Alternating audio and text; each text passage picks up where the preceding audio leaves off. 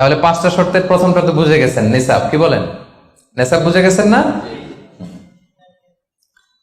দুই নম্বর শর্ত হচ্ছে শুধু এই নেশাব পরিমাণ সম্পদের মালিক হইলেই হবে না ভাইরা, এটাকে হাল আনিল হাউল বলে, মানে 1 বছর আপনার কাছে থাকতে হবে। দেখেন ইসলাম কতটা ভারসাম্যপূর্ণ। কিছু টাকা আপনার কাছে থাকলে এই জাকাত দাও না, এটা 1 বছর থাকতে হবে। যদি দেখা যায় যে আপনার সব খরচ শেষে 1 বছর এই টাকাটা আপনার কাছে অলস পড়ে আছে, তাহলে বোঝা গেল যে আপনি সম্পদশালী এবং আপনার অর্থের একটা স্টেবিলিটি আছে। কি বলেন? তাহলে আপনি নেশাব পরিমাণ সম্পদের মালিক হলেন এবং 1 বছর যদি থাকে, 1 বছর শেষে আপনি জাকাত দিবেন। এই বছরটা কিন্তু সৌর বছর না, সোলার ইয়ারে হিসাব করলে হবে না, এটা লুনার ইয়ারে, চান্দ্র বৎসরে। খেয়াল রাখতে হবে, সৌর বছর জানুয়ারি ফেব্রুয়ারি মাসের যে হিসাবটা, এটা 365 দিনে 1 বছর। কিন্তু যেটা লুনার ইয়ার, চন্দ্র বছর, এটা কতদিন 1 বছর কে জানে? কেউ জানেন না? 300 হ্যাঁ 354 দিন, রাইট।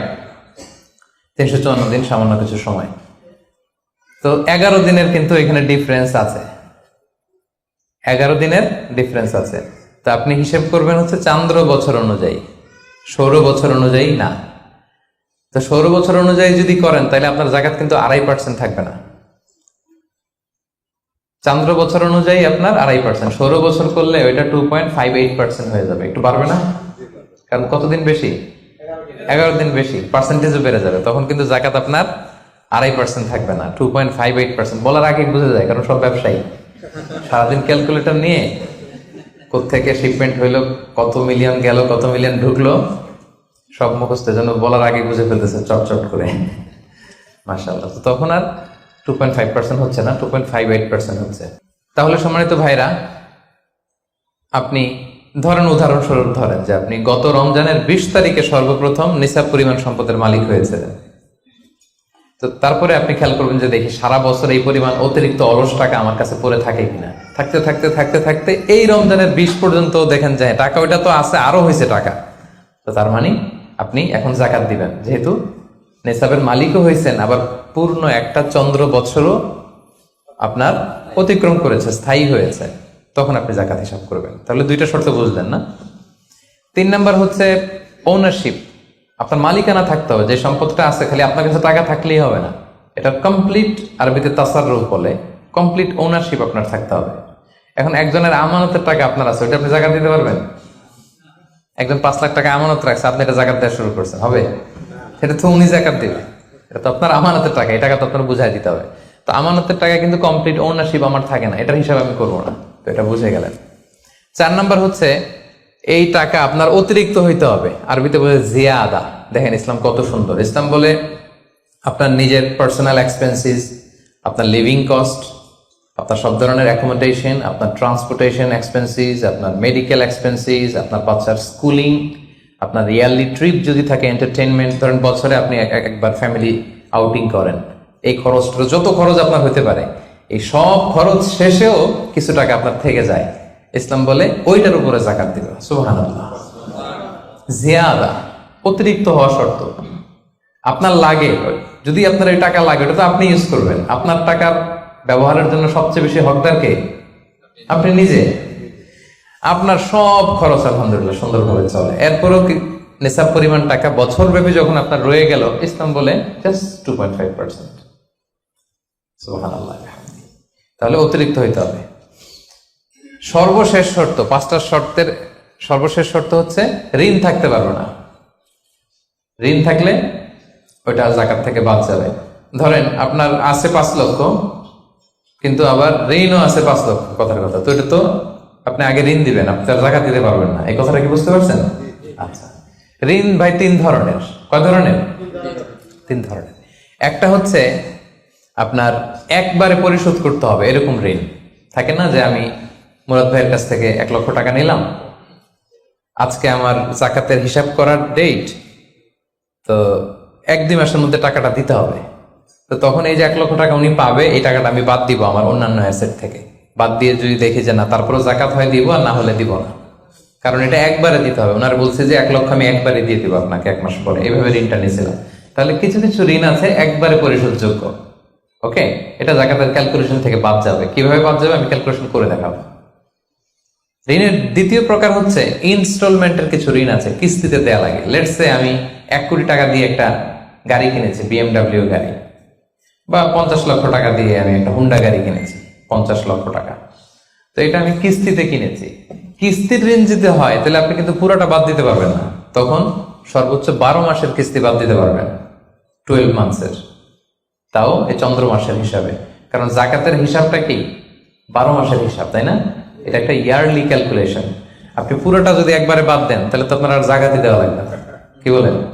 বাংলাদেশে অনেক বড় বড় সিআইপি ব্যবসায়ী আছে, ওনারা হাজার হাজার কোটি টাকা ব্যাংক থেকে ব্যবসায়ের কারণে ঋণ নেন এবং ওনাদের ঋণ খেলাপি হয়। তো ওনারা যদি বলে হুজুর আমার তো ঋণ আছে, তো উনি আর জাকাত দিবে কি? ওনারাই তো আমার জাকাত দেওয়া লাগবে এখন।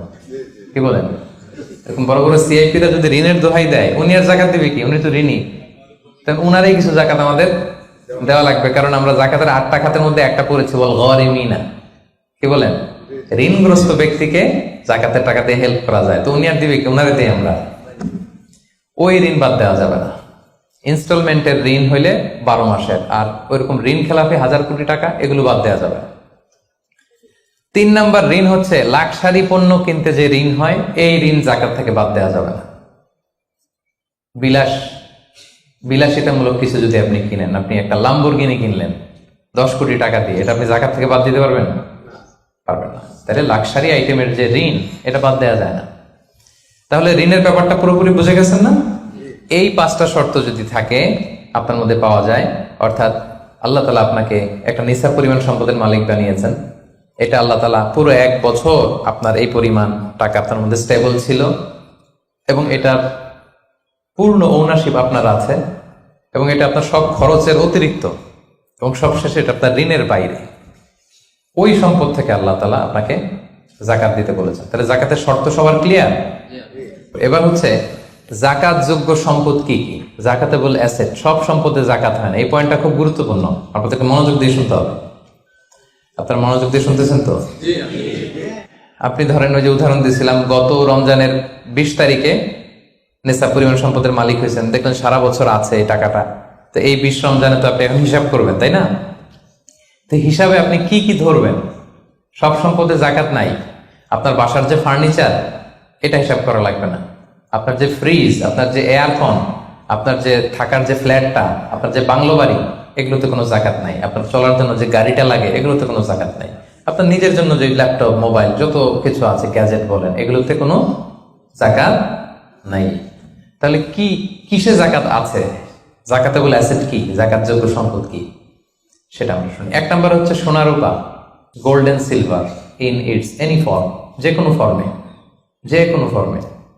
এটা জুয়েলারি হোক, অর্নামেন্টস হোক, এটা বার হোক, বিস্কিট হোক। অনেকে গোল্ডের বার কিনে না, দেখবেন 999 এর ফাইনেস্ট গোল্ড, একেবারে খাপটাপ নাই, 24 ক্যারেটের গোল্ড, 999 লেখা থাকবে ওটার উপরে চকচকে, আপনার গোল্ডের বার, গোল্ডের বিস্কিট। অনেকে শখ করে গোল্ডের প্লেট, টেট, তৈজসপত্র এগুলো কিনে। হ্যাঁ, স্বর্ণের ঘড়ি অনেকে কিনে। পুরুষের জন্য কিন্তু স্বর্ণের ঘড়ি, আংটি কোনোটাই পরা বৈধ না। কিন্তু যদি কেউ কিনে, স্বর্ণের কলম আছে, শখ করে কিনে অনেকে, টাকা রাখার জায়গা পায় না, তো ভাবে যে একটা কলম কিনে ফেলি স্বর্ণের, তারপর স্বর্ণের ঘড়ি, স্বর্ণের এই সেই। তো এরকম জুয়েলারি বলেন, তৈজসপত্র বলেন, যা যা আছে আপনার সব হিসাব করতে হবে, in its any form. Gold and silver, এটা জাকাতেবল অ্যাসেট। বোনেরা অনেক সময় প্রশ্ন করে যে যেই গহনা আমি পরি, এটারও কি জাকাত দিতে হবে? ইখতিলাফপূর্ণ মাসালা, বিশুদ্ধ মত হচ্ছে দিতে হবে। 3 মাযহাব বলছে দেয়া লাগবে না, ইমাম আবু হানিফা বলছে দেয়া লাগবে, এবং আবু হানিফা রাহিমাহুল্লাহর কথাটাই ভ্যালিড, বেশি যুক্ত। সুনানে আবু দাউদের হাদিস, আম্মা জান আয়েশা রাদিয়াল্লাহু তাআলা আনহা স্বর্ণের বা রূপার একটা আংটি পরে আছেন, রাসূল সাল্লাল্লাহু আলাইহি ওয়াসাল্লাম বলেন জাকাত দিছো?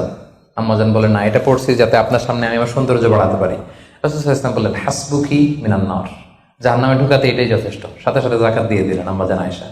তো আম্মা জান আয়েশা তো এটা পরিহিতা ছিলেন, কি বলেন।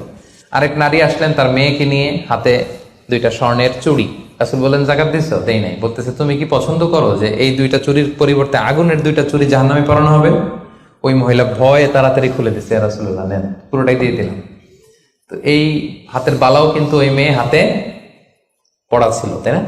এতে করে বোঝা যায় যেই জুয়েলারি আমার বোনেরা আপনারা ইউজ করেন, সেটারও জাকাত দিতে হবে। সেটারও জাকাত দিতে হবে। আপনার সিন্ধুকে থাক, গলায় থাক, আপনি সব কাউন্ট করে জাকাত দিবেন। তবে আপনি বিক্রয় মূল্য হিসাব করবেন, কারণ আপনি 1 লক্ষ টাকা দিয়ে একটা নেকলেস কিনছেন, বেচতে গেলে কি 1 লক্ষ পাবেন? কথা বোঝেন নাই? পাবেন? এটার সাথে খাত আছে, এটার মেকিং চার্জ আছে, জুয়েলারি দোকানেরও একটা মেকিং চার্জ রাখে। তো আপনি যখন আপনার নেকলেসটা বিক্রি করতে যাবেন, ওরা 20% কাট করে দিবে। 1 লক্ষ টাকার নেকলেস আপনি দোকানে বেচতে গেলে কত টাকা পাবেন? 80,000 টাকা হিসাব করবেন, বিক্রয় মূল্য ধরতে হতো। তো তাহলে সম্মানিত ভাই এবং বোনেরা, জাকাতেবল asset 1 number golden silver, 2 number হচ্ছে ক্যাশ। ধরেন আজকে আমি আমার জাকাত হিসাব করতে বসছি, তো আমি দেখতেছি যে আমার স্বর্ণ টর্ণ কি আছে না আছে, আমি হিসাব করতেছি।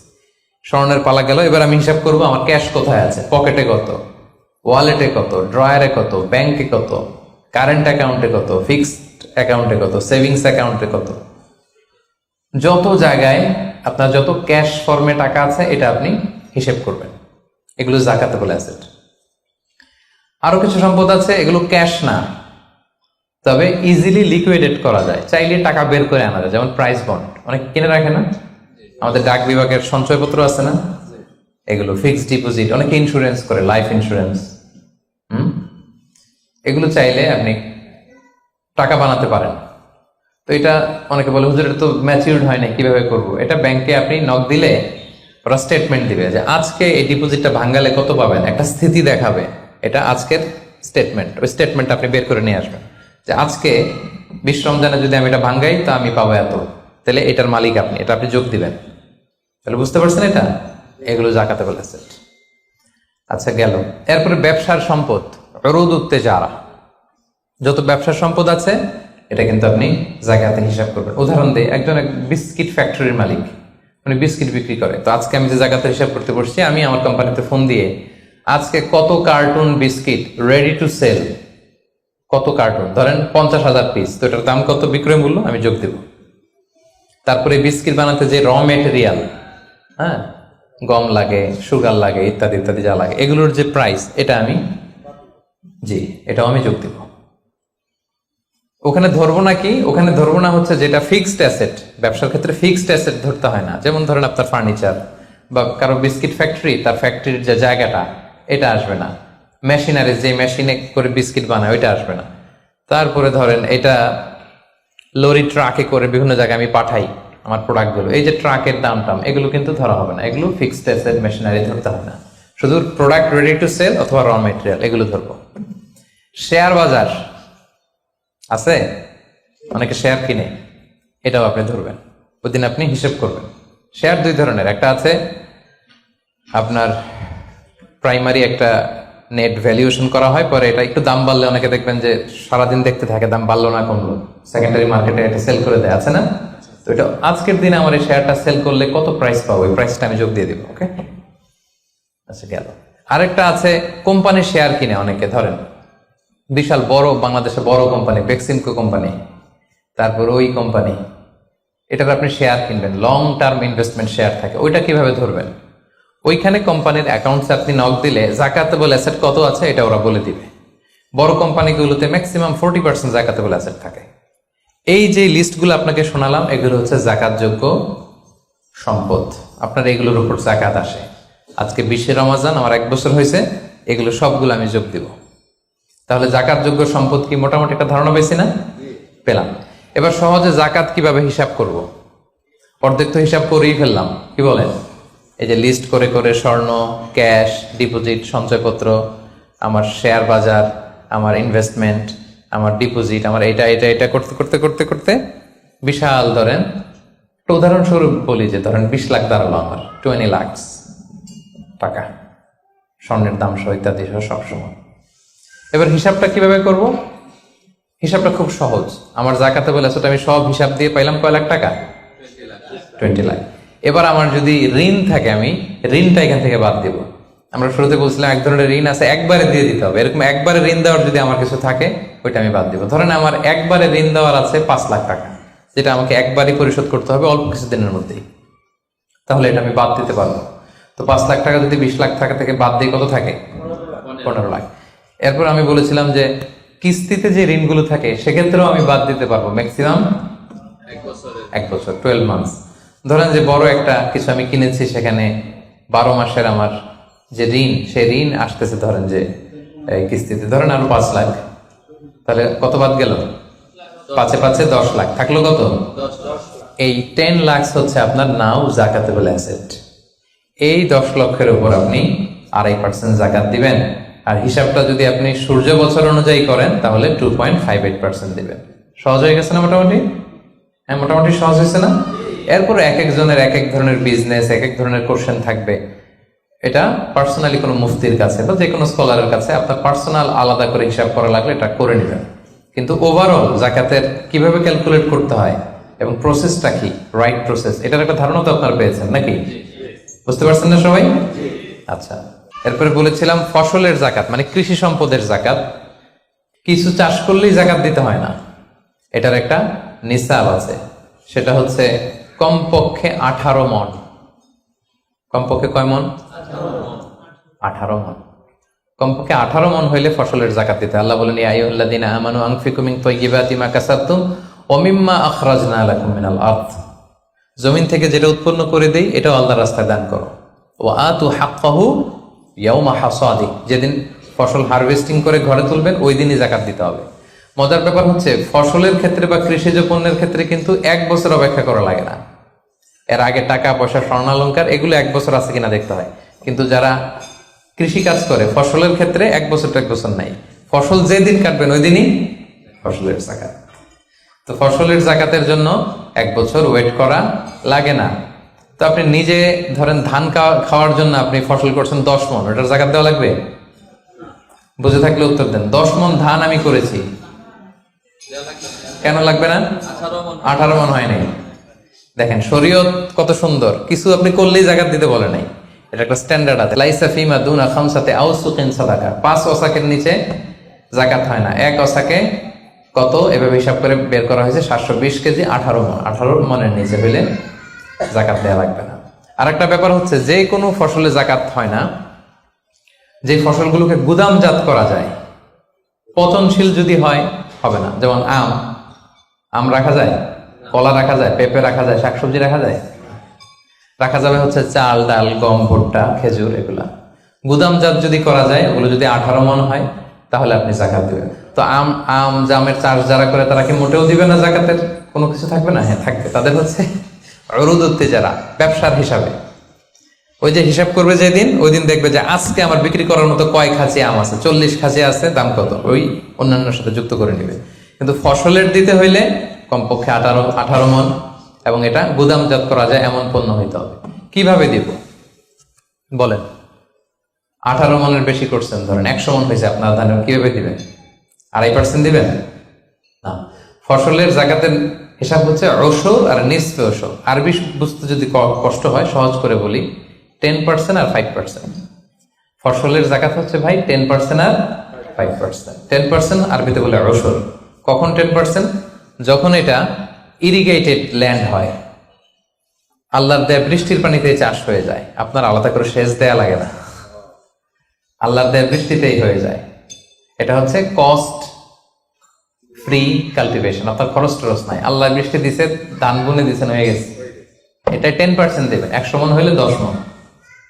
আরেকটা হচ্ছে আপনার সেচ দেয়া লাগে, এটা হচ্ছে কস্ট বেসড ইরিগেট কাল্টিভেশন। আপনার সেচ দেয়া লাগে, কীটনাশক দেয়া লাগে, রাসায়নিক সার দেয়া লাগে, নিড়ানি দেয়া লাগে, এই করা লাগে সেই করা লাগে, আপনার খরচ বেশি। ওইখানে 10% না, ওখানে দিবেন কত পার্সেন্ট?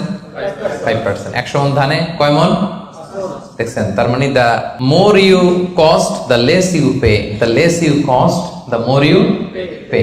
সুবহানাল্লাহ। এখন যদি বলেন হুজুর আমার তো কিছু বৃষ্টির পানিতেও হয়, আবার আমিও কিছু পানি দেই, এখন কি করবেন বলেন? দেখি কে বলতে পারে? 7.5% দিবেন? এই তো ব্যবসায়ী হইলে কি সুবিধা।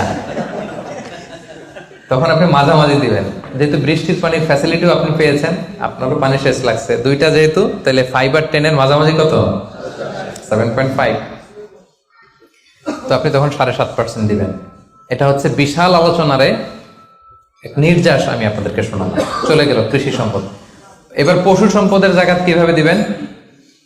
পশু সম্পদের যে লিস্ট, এটা আমাদের জন্য অ্যাপ্লিকেবল না। 40টা ছাগল হলে একটা ছাগল বছর শেষে, 30টা গরু হলে বছর শেষে, 5টা উট হলে এটা আমাদের জন্য অ্যাপ্লিকেবল না, কারণ পশু সম্পদের জাকাত যদি দিতে হয় শর্ত হচ্ছে এটা সায়েমা হইতে হবে। সায়েমা মানে পশুগুলা বনে বাদারে যে ঘাস লতা পাতা নিজেই খেয়ে আসে, এটার কোনো খাওয়ানো টাওয়ানো লাগে না। কিন্তু আমাদের যে পোলট্রি শিল্প, আমাদের যে গরুর ফার্ম, এটাতে ফ্যানের নিচে রাখতে হয়। অস্ট্রেলিয়ান গাভী যারা পালে দেখবেন উপরে ফ্যান, যে দারোয়ান ওর ফ্যান নাই কিন্তু গরুর উপরে ফ্যান, কারণ এই বাতাস না খেলে ওটা বাঁচবে না। ওইটারে ইঞ্জেকশন দিতে হয়, ওইটারে এই দিতে হয়, ওইটার ভুসি খাওয়াও, ওইটারে এই খাওয়াও।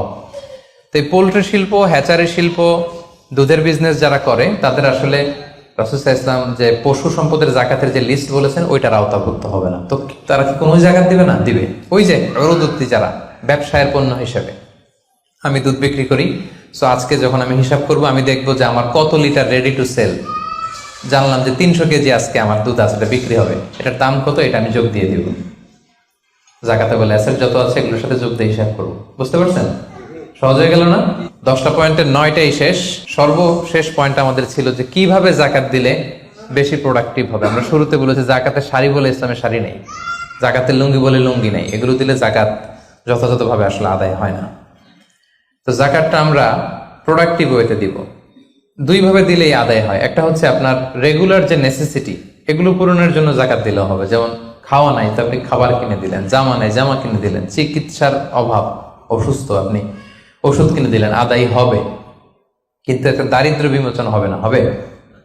আজকে আপনি কিছু খাবার দিলেন, ও খেয়ে কালকে আবার ওদিকে জাকাতের লাইন, ওদিকে যে দাঁড়াবে, কি বলেন? এরপরের দিন শুনবে যে ওইখানে নাকি শাড়ি দিবে, ওইখানে যাবে। আপনি যদি পার্মানেন্ট সলিউশন করার ট্রাই করেন, এইটা হচ্ছে সবচাইতে ইফেক্টিভ, সবচাইতে প্রোডাক্টিভ।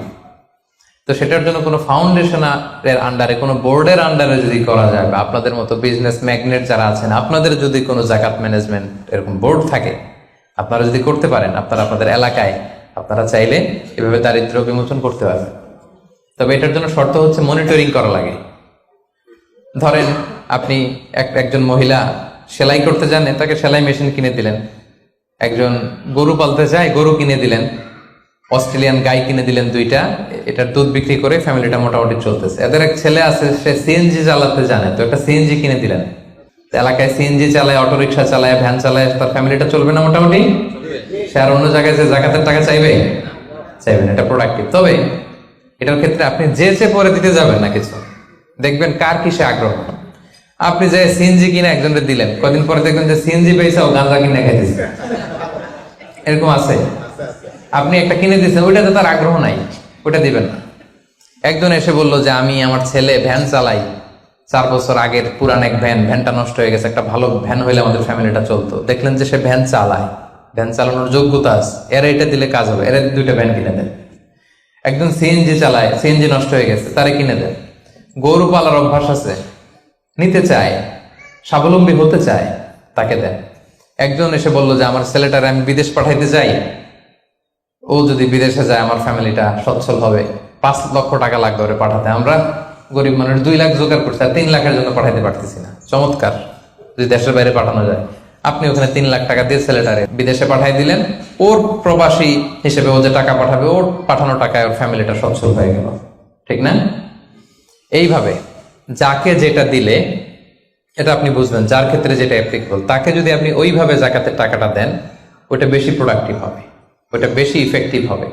এইভাবে প্ল্যান করে করে যদি আপনারা আপনাদের জাকাতের টাকাগুলো যারা হকদার তাদের হাতে তুলে দিতে পারেন, একাত্তর সে স্বাবলম্বী হবে, দারিদ্র বিমোচন হবে, এবং সমাজ থেকে আমাদের দারিদ্রতা উঠে যাবে।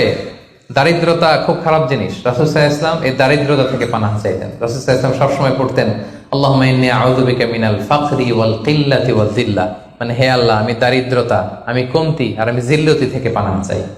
রাসূল সাল্লাল্লাহু আলাইহি ওয়াসাল্লাম সবসময় দারিদ্রতা থেকে পানাহ চাইতেন। তো এই দারিদ্রতা বিমোচনের জন্য জাকাতের যে ডায়নামিজম, এটা আমাদেরকে প্রপার ওয়েতে কাজে লাগাতে হবে। আশা করি যে 10টি পয়েন্টে আপনাদের সাথে জাকাত ম্যানেজমেন্টের উপর আলোচনা করেছি।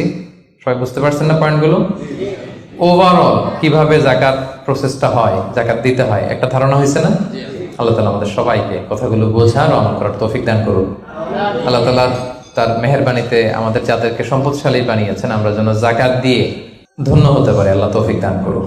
আমরা যেন এই জাকাতের মাধ্যমে দারিদ্রতা বিমোচন করতে পারি, অভাগা সুবিধা বঞ্চিত মানুষের মুখে যেন আমরা হাসি ফোটাতে পারি। আল্লাহ তাআলা তৌফিক দান করুন। আমি আপনাদের সবাইকে আন্তরিক শুভেচ্ছা, শুকরিয়া এবং অভিনন্দন জানিয়ে এখানেই আজকের প্রোগ্রাম শেষ করছি। হাদা মা ইনদি ওয়াল ইলমু ইনদাল্লাহ আলাইহি তাওয়াক্কালতু ওয়া ইলাইহি উনীব। সুবহানাকাল্লাহুম্মা ওয়া বিহামদিকা আশহাদু আল্লা ইলাহা ইল্লা আনতা আস্তাগফিরুকা ওয়া আতুবু ইলাইক। নিয়মিত ইউটিউব ভিডিও দেখতে সাবস্ক্রাইব করুন। নতুন নতুন ভিডিও পেতে ঘন্টা বাটনটি চাপুন।